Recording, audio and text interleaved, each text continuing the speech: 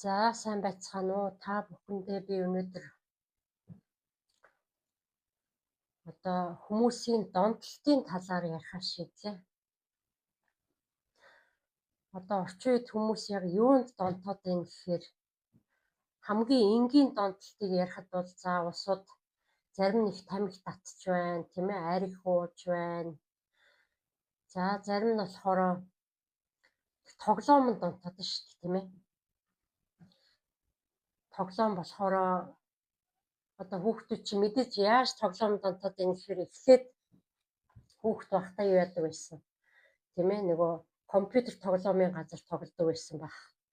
Тэгэл дараа нь том болоод гар утсаараа тоглоод тэгэл өшөө мөрийтэй тоглоод яадаг чинь. Ингээд донтолтонд хүмүүс их автаад байна. Энэ ямар хүн, яасан хүн ингээд амархан юм донтдог вэ гэсэн асуулт гарч ирж байгаа байхгүй юу? Тэр энэ хүний ер нь энэ юм донтох гэдэг бол ихвчлэн далд ухамсартай холбоотой байдаг. Жишээлбэл бүр өшөө сайн ингээд судлаад авах юм бол ерөөсөө хүүхэд насны сэтгэлийн шарахаас болоод тэр донтолтууд насанд хүрсэн хойно тэр донтолт болон гарч ирдэг. За тэр нь хүүхэд насны сэтгэлийн шарах гэж юу вэ гэхээр хүүхэд чи ерөөсөө тэгэл төрсэн цагаас эхлээд 7 нас хүртэл бол маш их амархан тэр сэтгэлийн шарах авдаг гэдэг байгаа шүү дээ. Тэр нь яагаад гэж байгаа юм гэхээр тархин гүйцэд хөгжиж амжаагүй байгаа шүү дээ жоох хүүхэд чинь. Тэгэл юу л харна, юу л бодно, тийм ээ. Тэр бүгдийг ямар ч тийм шүүртгүйгээр ингээд хүлээн авдаг гэсэн үг байна шүү дээ. Тэгээ тэр нь болохоор ингээд донтолт болчиход байгаа. Бишээ донтолтын тэр нь сэтгэлийн шарах болоод үлдчихдэг. Тэгээ том болсон хойно ерөнхийдөө бол далд ухамсар суусан тэр сэтгэлийн шарахууд маань насанд хүрсэн хойно өөрөх нь амьдралыг тэр чигтээ ингээд удирдах явцдаг. Жишээлх юм бол аав нь арх уудаг тийм айлын аав байлаа гэхэд хүүхэд нь бол за эмэгтэй хүүхэд бол яах вэ гэхээр за ёстой ийм арх уудаг хүнтэй суухгүй гэж боддог. Эрэгтэй хүүхэд болохоор би ингээд том болоод ерөөсөө арх уудаг хүн болохгүй гэж боддог. Тэгтэл чинь эн чинь нөгөө далд ухамсар чинь болохоор нөгөө 3 настай хүүхэд шиг байдаг гэж байгаа байхгүй юу? Жохоо хүүхэд шиг. Тэрийг тэр шүүж барьж мэдгүй хадгалцдаг. Тэр үгүй гээд байгааг нь бол тийм байна гэж ойлгоод тэгээд далд ухамсар хадгалцдаг учраас аав ээж нь арх уудаг байсан айлын хүүхэд бол том болоод нэг мэдхэд л архинд орцсон явж идэг. За тэгээд өшөө. За тэгэл ерөөхдөө том болоод ингээл зарим нь амархан сэтгэл готролд ордог ч юм уу. Сэтгэл нэг л дүүрчихгүй яваад байдаг тийм ээ. Тэрийгээ яах вэ? Янз бүрийн донтолтуудаар сэтгэлээ дүүргэх, сэтгэлийнхаа орон зайг бөглөх. Ямарваа нэгэн асуудал болоход тийм ээ тэрнээс амархан гарч чадахгүй байх. Дандаа буруу сонголт хийх, их мэтчлэн ийм далд ухамсарынхаа тэр сэтгэлийн шарахаараа насанд хүрсэн өөрийгөө удирдах явчихдаг. Тэгэхээр энийг ингээд яаж өөрчлөх вэ гэсэн асуудууд гараад байгаа шүү дээ орчин үед чинь. Энийг бол угаасаа л тэр далд ухамсар дээр ажиллаж тийм ээ хүүхэд насн дээрээ очиод тэр далд ухамсар суусан сэтгэлийн шарахуудыг л арилгаж ээж, өөрчилж суулгаж ээж энэ бүгдийг өөрчилж сүнсээ сайхан цэвэрлж өөрөө өөртөө ажиллаж ингэж л энэ бүгдээс бол донтолтоос гарах боломж байгаа. Жишээлх юм бол маш олон жил тамхи татсан хүмүүс байдаг шүү дээ. Тэгээд тамхи татсаасаа болоод эрүүл мэнд нь муудаад байдаг. Арх уусаасаа болоод эрүүл мэнд нь мууддаг. Тэгэд яг юунаас болоод эрүүл мэндийн асуудалд ороод ийн гэдгээ анзаарахгүй. Сайн мэдэхгүй нэгс үг шүү дээ. Тэгээ өөрөө өөр дээрээ ажиллаад тийм ээ. Энэ янз бүрийн донтолтоос гарыг гэж хүсэх юм бол одоо манай энэ сүнсийн сэрэлт гэдэг пэйж рүү бас хайвчж болно. За би өөрөө бол тамхи татдаггүй, арх уудаггүй хүн байгаа. Яг ухамсарын сэрэлт явагдахаас өмнө зохимжооны бас асуудал байсан. Гэхдээ би тэр бүгдийг ухаарад бүгдийг нь өөрчилсөн байгаа. Тэгэхээр энэ тамхи татдаг хүмүүс зориулаад би нэг шүлэг бичсэн. Тэр шүлгээ би та нарт уншаад өгье гэж бодож байна. Тамхи та тансаг хэрэглээ биш ээ гэж бичиг тавьсан байгаа юм. Тамхи гэж энэ хар утаа таны биеийг хордуулад байна. Тарих толгойн судсыг чинь таатай амгалан бус болгоод байна. Татсан тамхины хор уршгаар тас хар утаа таны бид ороод хоолой ам ходоод гэдс хувцас сунар гэр орон чинь өмхий үнэр шингээд байгааг үнэхээр та мэдэхгүй байна уу? Тантай таарлцсан хүн болгон таны үнэрээс зайлан цухтамаар тансаг сайхан ус хэрэглэвч тэр үнэрийг өөрчилж чадсангүй. Тамхиг та найзаа гэж бодон таван цаасаа харамгүй өгчээ. Харин тэр утаа танд харахын аргагүй хар шүд. Гарах дургүй ногоон цэрэг gaхан ханиалгах гадаад байдал. Гуурай харсны хөхөлбөр өнгө гуудуутай донтолтын хэцүү зовлон өгч. Хизээ үүнээсээ салхаа мэдэхгүй хинт ч бас зогсооно гэж амлаж чадахгүй ямар их зовлон дунваа яагаад энэ утааг анх сурваа?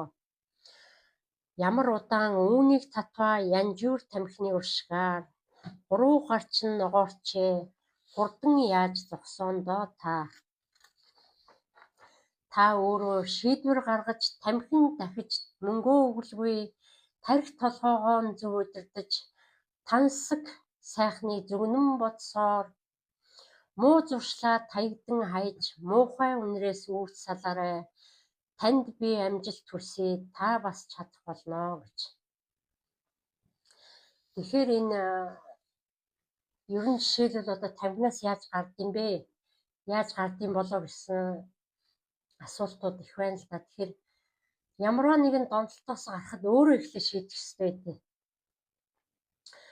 Өөрөө би энэ донтолтоос гарья гэж шийдэх юм бол өөр дээрээ ажиллаж гарна шүү дээ. Түнс за гарлаа гэдэг тийм амархан гарчдаг.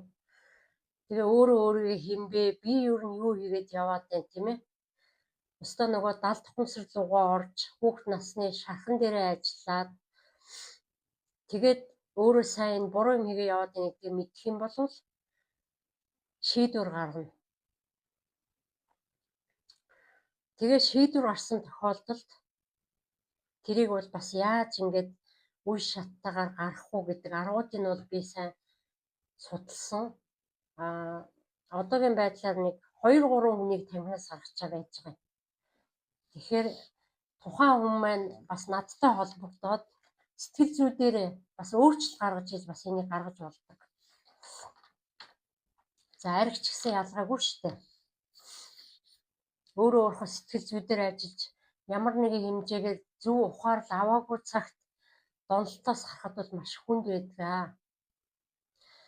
Тэгээ хүн ер нь ингээд яажгаад ингээд юм донтчдсан болоо гэд бодоод яг анх эхэлсэн тэр моментыг хайгаад ахаар нэгдүгээр далд тухамсартай хөтлөгдөд хоёрдугаар бас зарим нэг саваагүй зангаасаа болж орсон байдаг. Жишээлбэл найз нөхд нь юу яадаг штэ нэг сороод үцчихээ эсвэл нэг уучих яах ч гэж байгаа л ингээд бие биегээ муу юм руу түлхэл ингээд нөгөөтөндөө эхлээд бол нэг онцгийн нөлөөгүй шүү дээ. Ямар нэгэн донтох чинь аюултай асуудал үүсгэж байхгүй.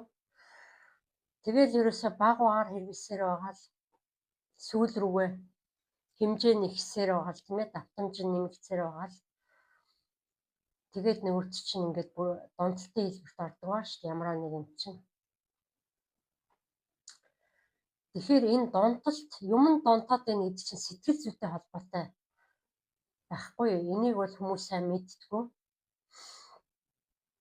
Тэгээ одоо энэ хүн өөрийнхөө муугаас ч юм уу тухайн хүн бодохоор би ер нь өстой нэрээ би муудаал ингэж явна гэж бодоод байдаг. Тэгтэл тэр бүгдийг чинь засах тийм аргууд байна гэдгийг би яриад байна л та. За ингээд би яг өөрийнхөө биеэр 2-3 хүнийг архинаас гаргасан байгаа. Яаж гаргасан бэ гэхээр бас сэтгэл зүйдээр нь л ажилласан. Тууштай ажиллаад нэг хүнтэй 3-7 хоног ажиллаж ирсэн би санаад байна. Архинаас гаргана, тамхинаас гаргана гэдэг чинь тэр зүйлийг дахиж хизээч хэрэглэхгүй болохыг л хэлж байгаа шүү дээ. Бүр нэг мөсөн зогсоно л гэсэн үг. Тэгж л гарч чадах юм бол тэр донтолтоосоо салж байгаа шүү дээ. Тэгээс зүгээр багасхыг бол донтолтоос гарах гэж ярихгүй. Ямар нэгэн хэмжээний бүр тодорхой амжилтанд хүрэхийн тулд тэр хүнтэй ажиллана, тэр хүн ч гэсэн өөр дээрээ ажиллана, хамтран ажиллахыг л хэлээд байгаа шүү дээ.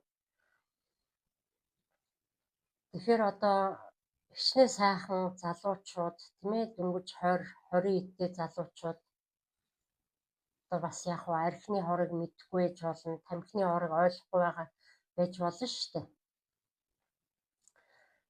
Тэгээд залуудаа бол яг нэг мэддэхгүй байлаа гэхэд тэгээд 40 гараад жоохон нас ахаад ирэхээр тэгээд бүхэл төрөл бүрийн өвчнүүд эхэлдэг байгаа шүү дээ. Чинь тамхи гэдэг чинь ойлгомжтой шүү дээ. Тамхины бохих гэдэг чинь л одоо наазах нь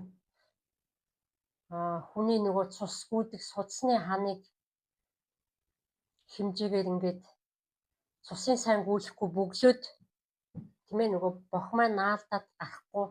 Энэ үед нөгөө цусны даралт гэдэг чинь үүсээд байна. За тэгэл архийг бол одоо угаасаа хүн болгон баг мэдж байгаа шүү дээ. Арх гэдэг чинь этилийн спирт тийм ээ хүний тархитлагыг хэвийн биш болгож ухаан санааг нь мансууруулж байгаа учраас тэр хүн чинь согтоод байна. Ингээд удаан энэ этилийн спиртэнд хордоод яваад байвал яах вэ? Эрүүл мэнд бол ойлгомжтой тийм ээ хоногоор л муудна. Ингээд энэ бүгдийн хорыг бол яриад барахын аргагүй шүү дээ. Тэгэхээр өөрийнхөө янз бүрийн энэ одоо тоглоомны донтолт юм уу, арх тамхины донтолт юм уу, донтолт ч маш олон янз байгаа л да. Би 12 сарын 5-нд нэг сургалт явуулах гэж байгаа. Тэр дотроо бол донтолтын талаар зөндөө тодорхой хичээлээр ярьсан байгаа. Тийм тэгэхээр одоо орчин үед бол хүмүүс бол өөрөө өөрлөгөө орж тийм ээ би ямар төвшөнд яваад байна, би юу хийгээд яагаад байна гэж дээрээ л аягүй сайн дүн шинжилгээ хийж өөрөө өөрийнхөө амар амгаланг олохын төлөө тийм ээ өөрөө өөрийнхөө сүнсний үүргийг мэдхийн төлөө аз жаргалтай амьдралынхаа төлөө энэ бүгдийг хийгээсэй гэсэндээ би бас хаяа нэг подкастыг яваад байгаа. Ийм сүнсний сэрэл гэсэн пэйж хуудас нээсэн байгаа. Тэгээ та бүхэн сонирхол сүнсний сэрэл пэйж хуудсыг минь дагах юм бол би баярлах болно. Тэгээ дараа уулзлаа баяртай.